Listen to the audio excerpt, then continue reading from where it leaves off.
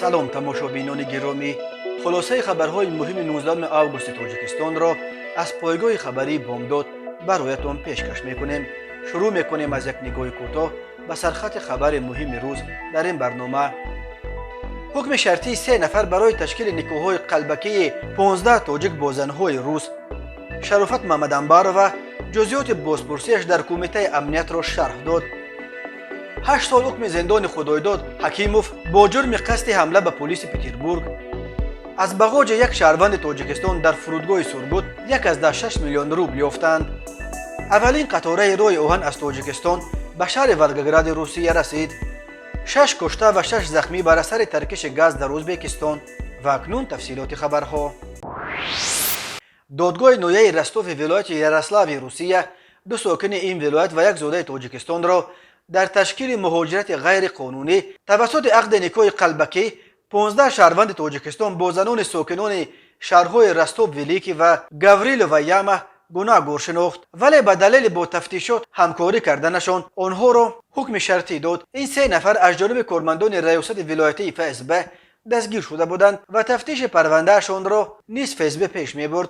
خدمات مطبوعات ریاست فسب ولایت یاروسلاو روز 19 آگوست سال 2022 در پی صدور حکم هر 3 عیبدارشونده گفت در رفت بررسی پرونده جنایتی عیبدارشوندگان گناه خود را پورا اعتراف و اظهار پشیمانی کردند. با قرار دادگاه آنها به صادر کردن جنایت در قسم دوم ماده 322 کودکس جنایتی روسیه پیش بینی شده، یعنی تشکیل مهاجرت غیر قانونی، گناهگار دانسته شدند. یک زن عیبدارشونده به 4 سال زندان شرطی با 3 سال مهلت سنجشی محکوم گردیده.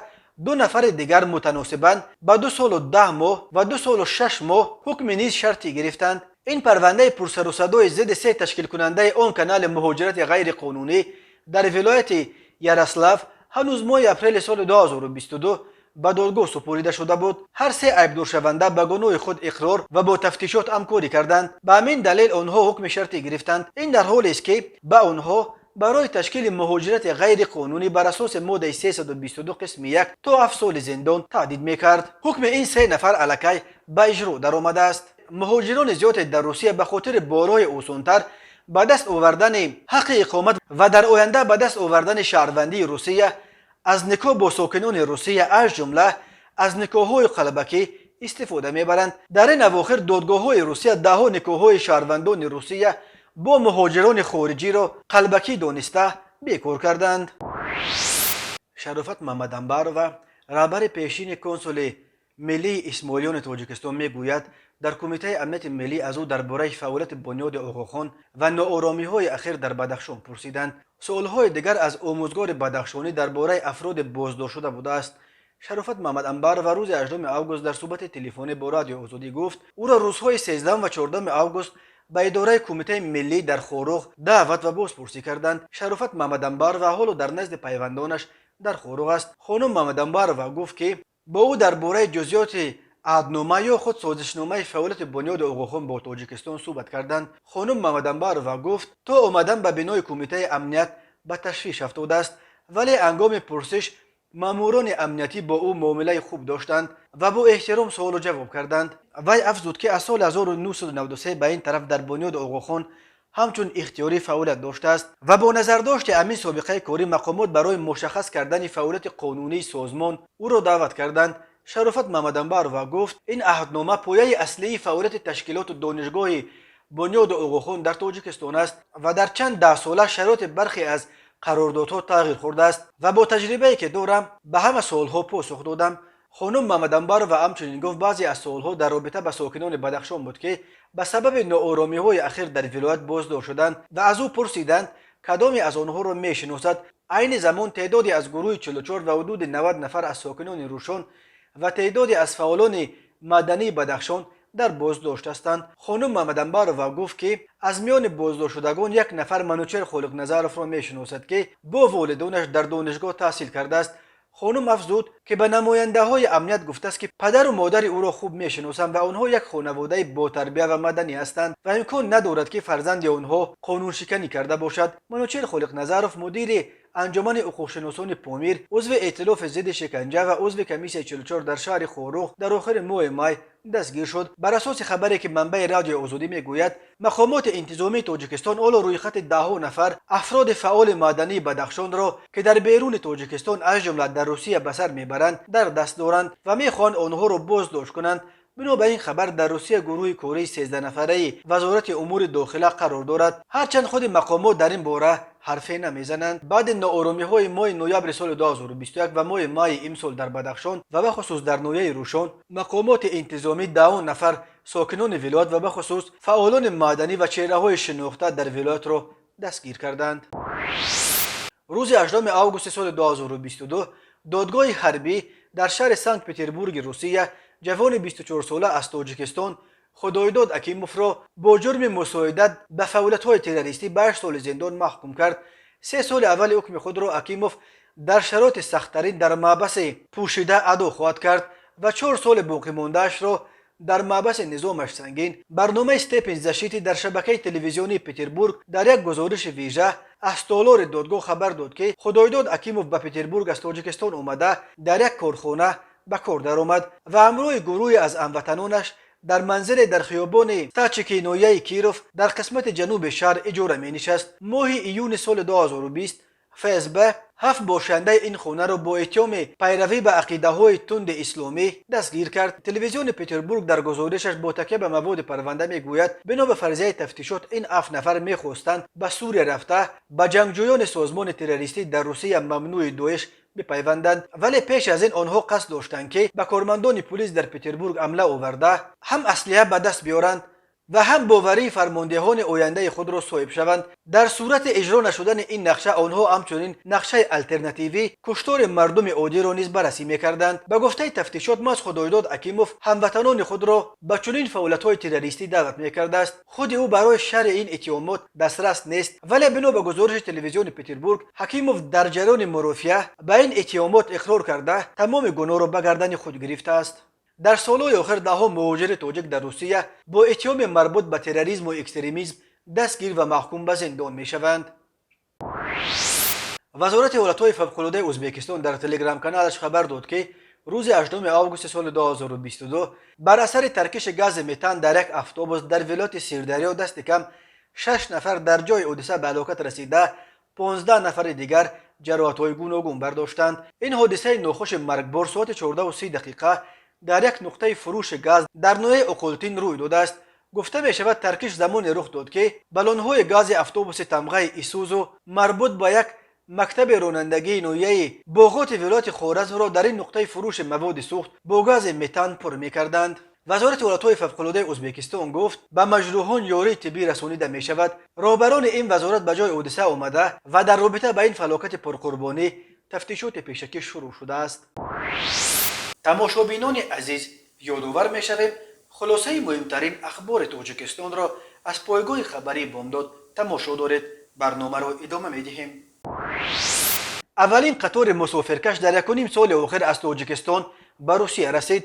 قطاری که روز 16 آگوست از شهر کولاب تاجیکستان برابر آمده بود، ساعت 2 شب 19 آگوست به وокزال راه آهن ولگاگراد یک رسید. این اولین قطار است که بعد برقرار شدن ارتباط بین روسیه و تاجیکستان توسط قطارهای مسافرکش که از ماه مارس سال 2020 به دلیل پاندمی کرونا ویروس قطع شده بود از تاجیکستان به روسیه رسید. از خدمات مطبوعات اداره راههای آهن منطقه پریولژی روسیه به خبرگزاری روسی تاس گفتند که شب 19 آگوست ساعت 02:08 به وقت مسکو اولین پویزد از شهر کولاب تاجیکستان به ولگاگراد رسید. انتظار می رود که این قطار از ولگاگراد همین روز 19 آگوست ساعت 12:09 به قصد تاجیکستان برآید و روز 22 آگوست ساعت 16:45 به کولاب برسد. این قطار هنوز 16 آگوست از کولاب برابر آمده، اول از وокزال دوشنبه مسافران باقی مانده را سوار کرده و شام 16 آگوست با بیش از 600 مسافر از دوشنبه راهی ولگاگراد شد. در وокزال دوشنبه گفته بودند که همه چپته‌ها به قطار نخستین به روسیه فروخته شدند. نرخ سفر در واگن پلاسکارت 1410 سومانی نزدیک $140 مقرر شده است. نرخ کوپه کمی بیشتر است و حدود 2000 سومونی قریب $200 را تشکیل می‌دهد. طبق توافق بین دو کشور از 16 آگوست حرکت قطاره‌های مسافرکش در خط‌سیر کولو ولگاگراد، از 27 آگوست در خط‌سیر دوشنبه ولگاگراد و از 7 سپتامبر در خط‌سیر خوجند ولگاگراد برو مانده می شود. نرخ سفر با قطار راه آهن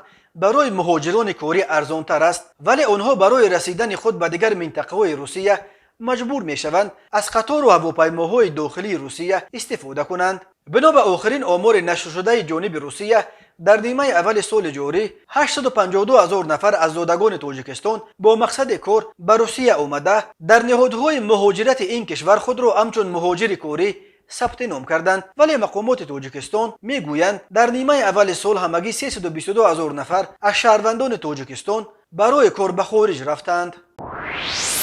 کمیته ایالت‌های فوق‌العاده تاجیکستان با تکیه به پیشبینی‌های اگنتی هواشناسی خبر می‌دهد که تا 21 آگوست سال 2022 در ناحیه‌های کوهی و نزد کوهی کشور با استثنای قسمت شرق ولایت مختار کوهستان بدخشان خطر آمدن سیل‌ها بر اثر آب شدن پیریخ‌ها بلند باقی می‌ماند. در این رابطه کمیته از اهالی خواسته است که احتیاطکار باشند. برای پیشگیری از هر گونه خطر احتمالی سیل راه‌ها، جویبارها، کانال‌ها را از خس و خسپارها پاک نمایند. کمیته خواهش میکند از روی احتیاط در چنین روزها از رفتن به دامن کوه‌ها برای غنچین هیزم، علف دروی، ماهیداری به ساحل رودخانه‌ها، چارواچرانی در صحراها خودداری نمایند. به کوهنوردان، گردشگران و رانندگان توصیه داده می شود که هنگام سفر در راه و پیراهه‌های کوهی احتیاط کنند، به خصوص رانندگان جداً قاعده‌های بی‌خطری را رعایت نمایند.